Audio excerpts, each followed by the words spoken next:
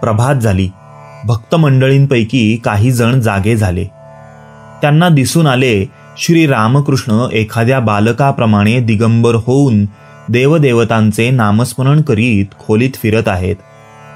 कधी गंगामातेचे दर्शन, कधी देवतांच्या चित्रांना प्रणाम, तर कधी सुमधुर स्वरात नामसंकीर्तन. कधी म्हणत आहेत वेद, पुराण, तंत्र, गीता, गायत्री, भागवत, भक्त भगवान. गीतेला उद्देशून वारंवार म्हणत आहेत त्यागी त्यागी त्यागी त्यागी. तर कधी उद्गारत आहेत तुम्हीच ब्रह्म, तुम्हीच शक्ती, पुरुष तुम्ही, तुम्हीच प्रकृती, तुम्हीच विराट, तुम्हीच स्वराट, तुम्हीच नित्य, तुम्हीच लीलामयी, चतुर्विशती तत्व तुम्ही, तुम्हीच. इकडे काली मातेच्या व राधाकांताच्या देवळात मंगलारती होत असून शंख, घंटा वातावरण पवित्र करीत निनादत आहेत. भक्तांनी उठून पाहिले. कालीवाडीच्या पुष्पोद्यानात देवता पूजनार्थ पुष्पचयनास आरंभ झाला असून प्रभात रांगांच्या लहरी विखरीत चौघडा वाजतो आहे. नरेंद्रादी भक्त शौच मुखमार्जन वगैरे प्रातकृत्य आटोपून श्री रामकृष्णांजवळ येऊन उपस्थित झाले. श्री रामकृष्ण हसत मुखाने ईशान्येकडील ओसरीत पश्चिमेच्या बाजूला उभे आहेत. नरेंद्र म्हणाले, पंचवटीत काही नानकपंथी साधू बसलेले दिसले. श्री रामकृष्ण म्हणाले, हां, काल आलेत ते. पुढे नरेंद्रास उद्देशून म्हणाले, तुम्ही सारेजण मिळून चटईवर बसा, मी बघेन. भक्तमंडळी सारी चटईवर बसल्यानंतर श्री रामकृष्ण आनंदाने त्यांच्याकडे बघत बघत त्यांच्याशी बोलू लागले. नरेंद्रांनी साधनेची गोष्ट काढली.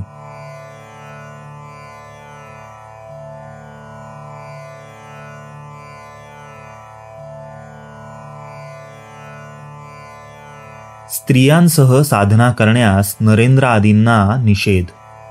संतान भाव अतिशुद्ध.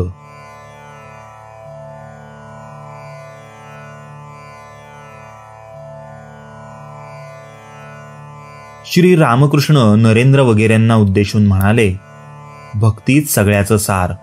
ईश्वरावर प्रेम केल्यानं विवेक वैराग्य आपण होऊन येतं.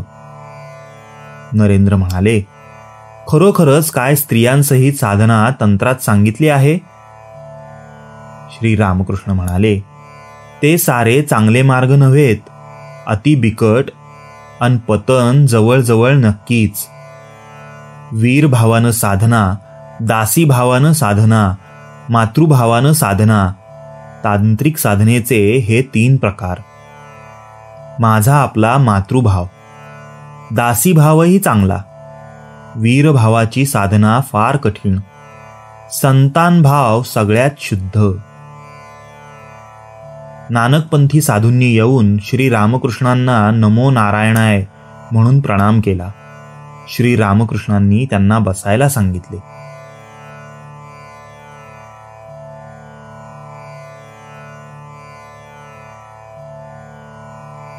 ईश्वराला सर्वच शक्य. चमत्कार.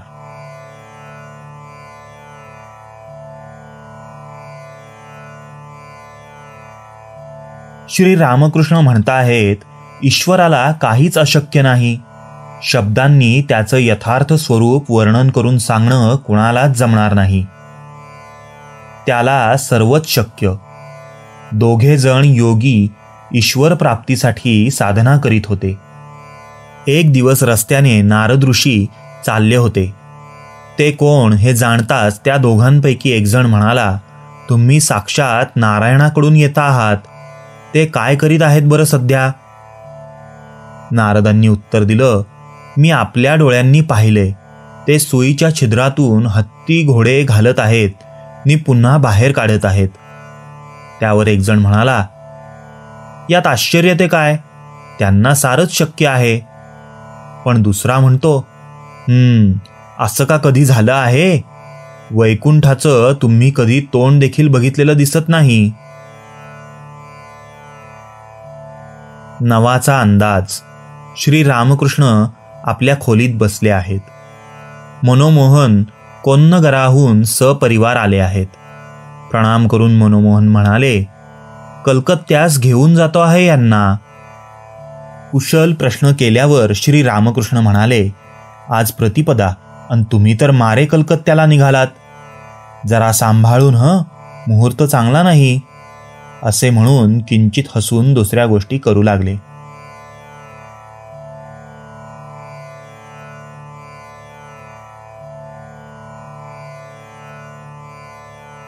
नरेंद्रास मग्न होऊन ध्यान करण्याचा उपदेश.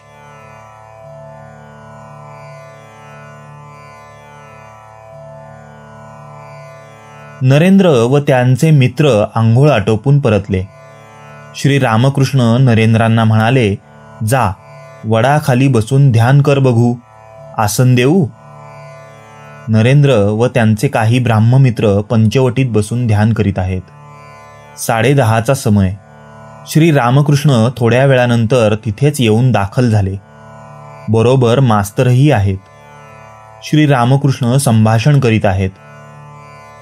श्री रामकृष्ण ब्राह्मभक्तांप्रत म्हणाले, ध्यान करताना त्याच्या चरणी मन कसं अगदी तल्लीन व्हायला पाहिजे. वरवर तरंगत राहिल्यानं का कधी तळाची रत्ने हाती लागायला बसली आहेत.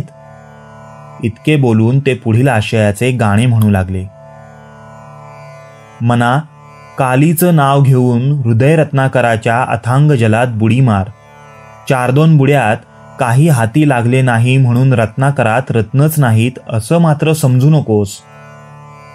दृढ संकल्पाने खूप दम भरून घेऊन तळाचा ठाव घे. मना, ज्ञानसागराच्या तळाशी शांतिरूपी मौक्तिक आहे. तुझ्या ठाई भक्ती असेल नि तू शास्त्रानुसार वागशील तर तुला त्याचा लाभ होईल. पण त्याचबरोबर त्या समुद्रात कामादी 6 मगर देखील भक्ष्याच्या शोधात सारखे इतस्ततः फिरत आहेत. म्हणून तू विवेकरूपी हळद सर्वांगाला लावून मगच पाण्यात पाय ठेव. त्या हळदीच्या वासाने ते तुझ्या आसपासही फिरकणार नाहीत.